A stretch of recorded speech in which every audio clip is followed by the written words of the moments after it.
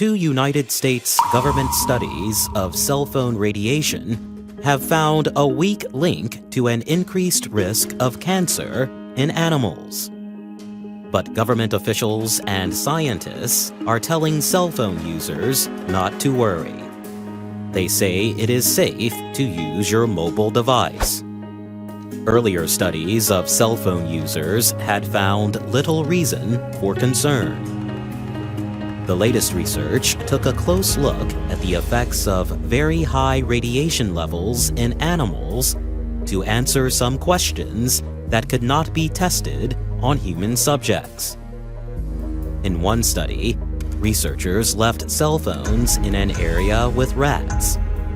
The researchers say radiation from the devices may have been responsible for a small increase in an unusual form of heart tumor in male rats. Yet there were no big problems in female rats or in a separate study of mice. The Associated Press says the scientists could not find strong evidence for concern about brain tumors. John Booker is with the National Institute of Environmental Health Sciences. He was the lead writer of the report on the study. He told the AP he is not changing his cell phone use or asking his family to.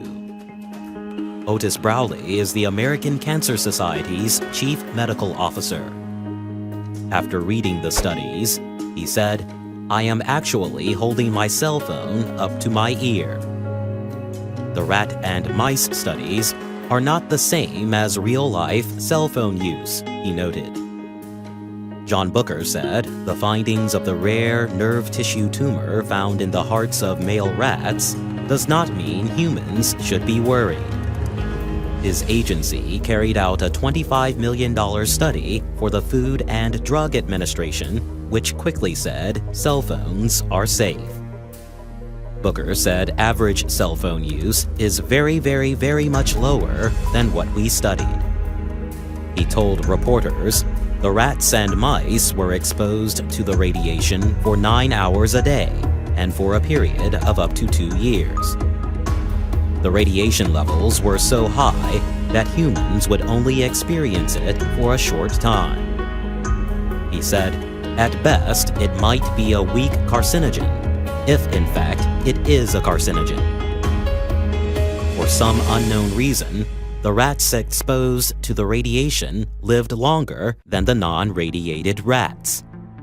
Booker said that could be just chance, or it could be that the radiation reduced the risk of a rat disease. The program released early test results 2 years ago. The earlier report showed a small risk of increased brain tumors in male rats. However, the final results were unable to confirm that. The new rat study found evidence for increases in damage to DNA, brain tumors, and a few other cancers, but it was not clear that it was related to the cell phones. Evidence of DNA damage was seen in some tissues of some animals, Booker said. He added that he didn't have the evidence to comment on its biological importance. Still, it was surprising that the animals did experience other effects, even if they were not at high enough levels to be important, said Lika Kaifitz. She is an epidemiology professor at the University of California, Los Angeles. She is also the former head of radiation studies for the World Health Organization. There is some concern that there is so much activity going on, she said. But it's not like the sky is falling, a huge effect. The findings failed to satisfy those concerned about cell phone radiation, like David Carpenter. He is the head of environmental health at the State University of New York in Albany. He said the studies were not large enough to uncover some rare problems and that the findings about brain tumors cannot be dismissed. It's not anywhere near as dangerous as cigarettes, Carpenter said, but he added that there is a real danger from continual use of a cell phone. In 2011, a working group of the International Agency for Research on Cancer, said cell phones could possibly cause cancer. But many studies over the years have found little evidence of a problem.